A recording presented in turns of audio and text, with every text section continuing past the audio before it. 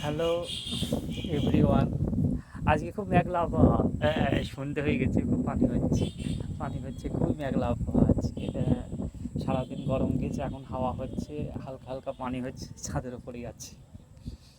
উম, তোমরা হয়তো শুনেছো সম্প্রতি কিছুদিন আগে আমাদের পার্শ্ববর্তী দেশ বা রাষ্ট্র, যেটা হচ্ছে নেপাল। নেপালে বাংলাদেশের মতো সেম জিনিসটাই হয়েছে। তো ওই যে সোশ্যাল মিডিয়া ব্র্যান্ড মানে বন্ধ করা নিয়ে যে এত কিছু হয়েছে, না এটা না। সোশ্যাল মিডিয়া বন্ধ করা নিয়ে এগুলো হয়নি। এটা হয়েছে অনেক দিন ধরে মানুষের মনের মধ্যে একটা ক্ষোভ তৈরি হচ্ছিল। সেই ক্ষোভটা কিছুদিন আগে সেটা ফেটে বার হয়েছে। হ্যাঁ, কারণ আমাদের দেশে তো অনেক কিছু সোশ্যাল মিডিয়া অ্যাপ বন্ধ করা হয়েছিল চীনের, হ্যাঁ, দেশের সুরক্ষার খাতিরে। তো সেখানে বন্ধ হতেই পারে দেশের সুরক্ষার খাতিরে, সেটা নিয়ে কোনো সমস্যা না। সমস্যা হচ্ছে যে ওই দেশের অর্থনীতিটা পুরো দুর্বল হয়ে গেছিলো, দেশের অর্থনীতিটাকে পুরো নষ্ট করে ফেলেছিল দেশের সরকার। সেটার ওপরই পেশ করে এই ঝামেলাটা হয়েছিল। 2009 সাল থেকে 2025 সাল অবধি মোট 13খানা প্রধানমন্ত্রী চেঞ্জ হয়েছে দেশটা। আর দেশটায় যে প্রধানমন্ত্রী এসছে, যারা এই দেশের কর্তা বা দেশের যারা আহ, মন্ত্রী বা যারা এমএলএ মন্ত্রী বা যারা প্রধানমন্ত্রী হয়েছিলেন, তারা সবসময় নিজের পকেটটা বোঝাই করেছেন, কেউ দেশটার অর্থনীতির কথা ভাবেনি। তো দেশটার অর্থনীতি এতটাই দুর্বল হয়ে গেছে যে কি বলবো, ওই দেশের মানুষেরা ইউক্রেনে যুদ্ধ করতে গিয়েছে রাশিয়ার হয়ে, ভাড়াতে। মানে দেশটার এতটাই অবস্থা খারাপ, ওই দেশের 80% মানুষ 80% মানুষ বাইরে চলে যাচ্ছে কাজের জন্য। 80% মানুষ, এতটাই দেশের অর্থনীতি খারাপ। গভর্নমেন্টের কাজ তো নেই এমন, দেশের যে একটা কলকারখানা বা একটা ব্যবস্থাপনা বা দেশের যে মানুষ যে একটা কিছু করে খাবে সেটাও নেই। এবার ওই দেশের আরেকটা পার্ট ছিল, সেটা ট্যুরিজম।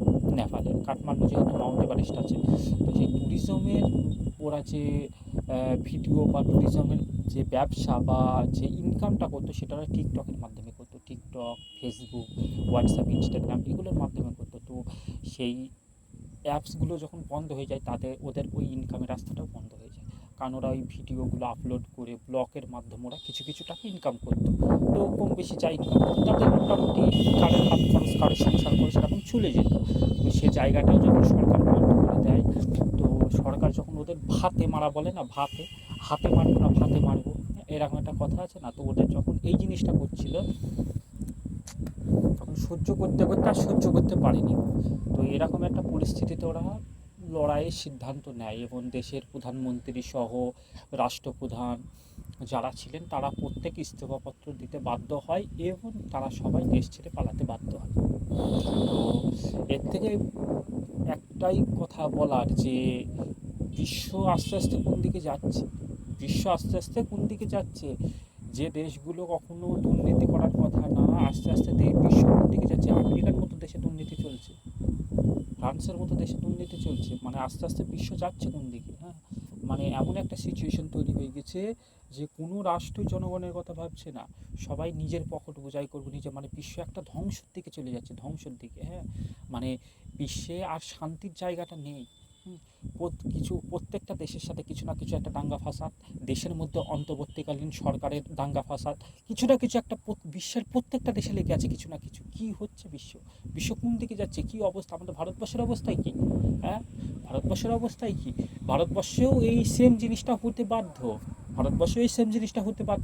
হ্যাঁ, আস্তে আস্তে যে সিচুয়েশন যেদিকে যাচ্ছে, গভর্নমেন্ট যেরকমভাবে মুদ্রাস্ফীতি যেভাবে বৃদ্ধি পাচ্ছে, অর্থনীতি যেরকমভাবে ডাউন হচ্ছে, মানুষের পকেট যেভাবে হালকা হচ্ছে, আমাদের দেশেও এরকম হতে বাধ্য হবে। ইন্ডিয়াতেও এরকমভাবে হতে বাধ্য। ব্যাস এতটুকুই বলার। আমার চ্যানেলটাকে সাবস্ক্রাইব এবং ফলো করবেন প্লিজ, আপনাদের কাছে অনুরোধ, আমাকে একটু সাপোর্ট করবেন।